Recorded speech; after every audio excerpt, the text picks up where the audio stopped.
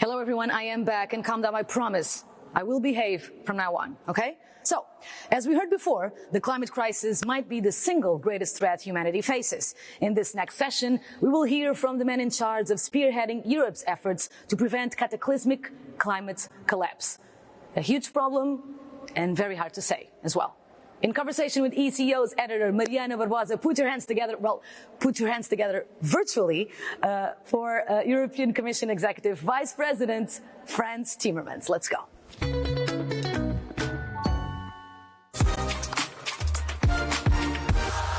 Hi, everyone. A special hi to my guest, Franz Timmermans. Hi. Hi, Mariana. Good to see you. Good to see you. What are the next most important challenges in the European Green Deal for 2021, next year?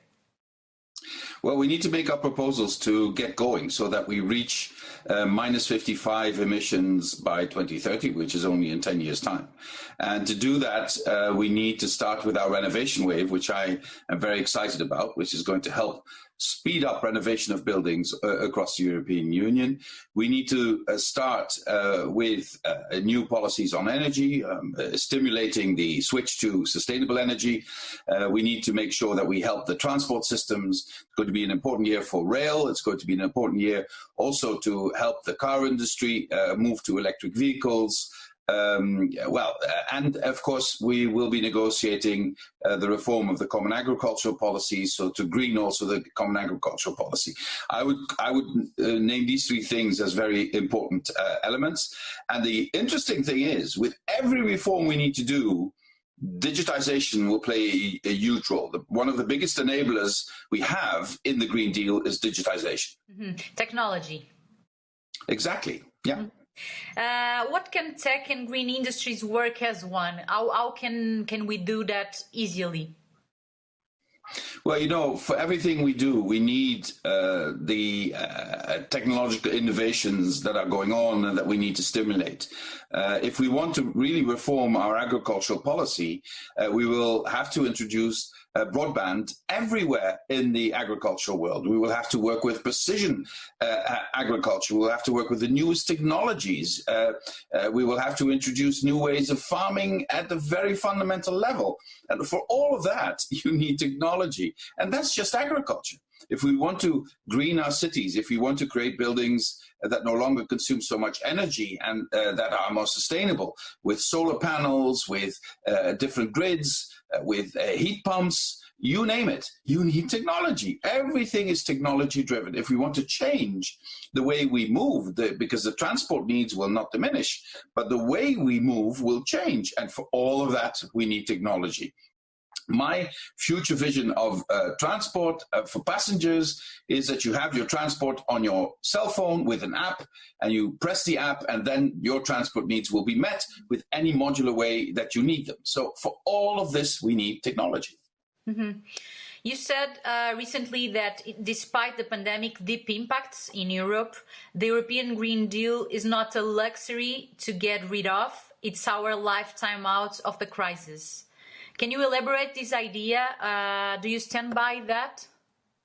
Yes, I do, because what you see is many things coming together. We're in the pandemic. That is foremost on our minds. Of course, we think about our health, we think about our loved ones and our jobs.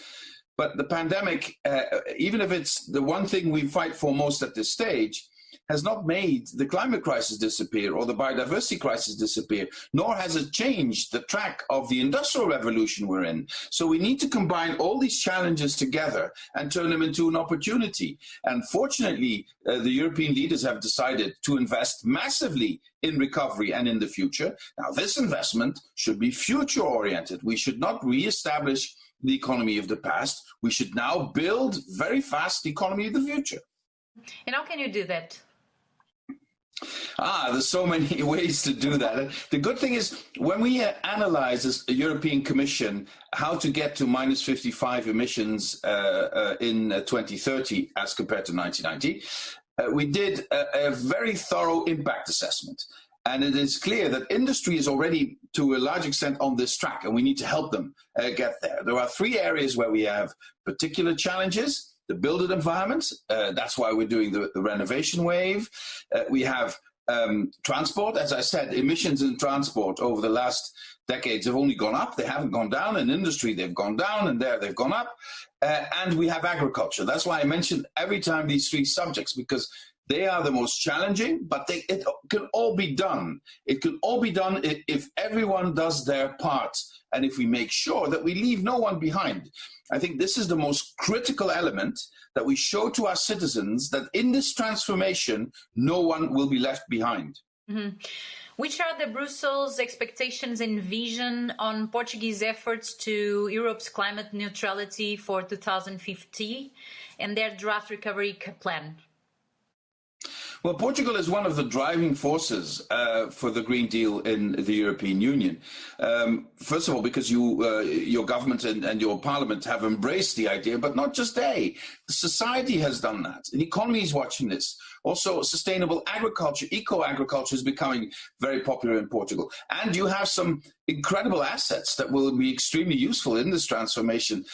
First of all, you have this very tech-savvy young population, as this conference also shows, but you also have the natural resources to make this energy transformation a success. You have a lot of wind, you have a lot of sun, you have a lot of sea, and all of this will put you in the pole position for the energy transition. The one thing you don't have, and that is that you're not in the heart of Europe. So we will need to make sure that Portugal is connected to the rest of Europe in terms of grids for sustainable energy, is connected to the rest of Europe in terms of the switch to the hydrogen economy and to the circular economy. But the enthusiasm, both in the private sector and in the public sector in Portugal, is something that inspires me. Cool.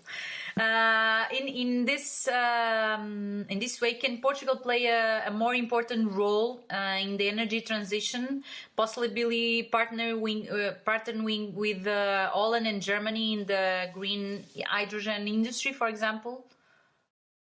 Yeah, it's interesting that you would mention that example, because Portugal, with the Netherlands and Germany, have already started a couple of years ago in this area when hydrogen was still a bit of a niche, you know. And since then, hydrogen has become very popular across the European Union. Now, everybody wants to be a part of that. And this, I think, is a huge opportunity for Portugal, who already has a couple of years of experience there with European partners. But again, here, the crucial factor will be, if you imagine you will be able to produce a lot of green hydrogen in Portugal because of the wind energy and the solar energy, then you need to bring that hydrogen somewhere. And you need ports to transport it, but you especially need grids to transport it. And I think we should be concentrating on especially cross-border plans with, of course, Spain, Portugal's next-door neighbor, but also other European nations, so that we create a true European grid for sustainable energy, in this case, hydrogen. Mm-hmm. You mentioned this before, but how can Brussels guarantee that each euro spent on post-COVID economic recovery is directly connected with the green and the digital transition, as you privileged mentioned on other comments? And Yes, well, you see, we've asked for the recovery, we've asked member states to show us their plans, how they want to finance, what they want to finance in the recovery with the European money, with the grants or with the loans that Europe has put on the table. And I have to say, what I've seen so far, also from Portugal, is very encouraging. Member states, by and large, already embraced the idea that they need to have at least 37% green climate and 20% digital. And I think I'm really encouraged by the fact that member states actively promote this and actively come up with projects that go in that direction.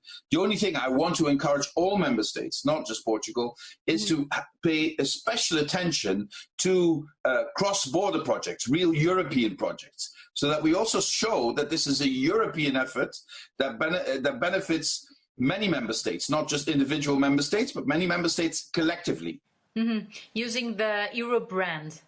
Is this? Yes, I think this is something where we can show to our citizens that Europe has added value. Europe has added value for their jobs, for the environment, for improving biodiversity, for making a better agriculture. Europe has added value.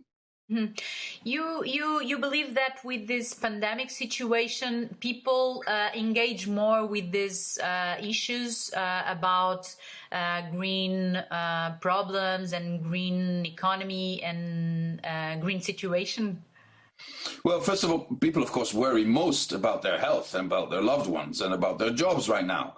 Rightly so. We all have that feeling. But at the same time, people do understand that there's something wrong with our relationship with our natural environment, because the pandemic is also a result of the fact that we don't live in balance with Mother Earth. So we need to rebalance. We need to live healthier lives. We need to reduce our dependency on fossil fuels. We need to have a more natural relationship with our natural environment. We need to stop biodiversity from being affected too much. You know, we risk losing 1 million species if we don't change our ways. And there is a lot of feeling in the population in Europe, hey, I want to change this. And also people who live in cities, they've seen during the pandemic with the lockdowns that they have cities with clean air, that they can move around the city and breathe, that the atmosphere is better. And they want that also when the economy is coming back.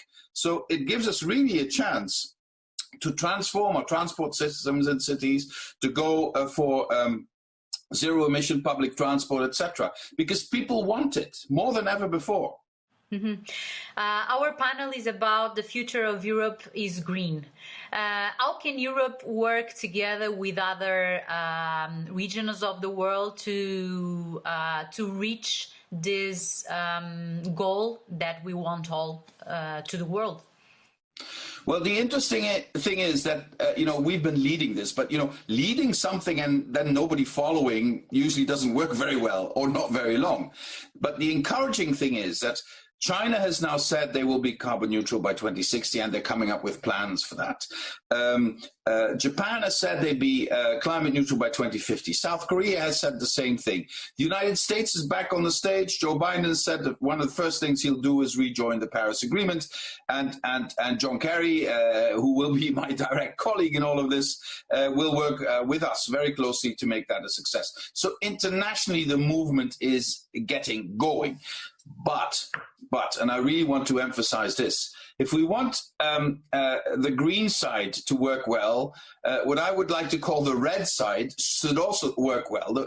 This green transition will only work if it's a social transition as well, if we make sure that we leave no one behind. I think this is a crucial element, because as sooner people get the impression that this is just for the rich or for the young people who can afford it and not for them, it will not happen. And we would just betray our fundamental values if we leave people behind in this. So leaving no one behind is a crucial, decisive factor whether this is a success or not.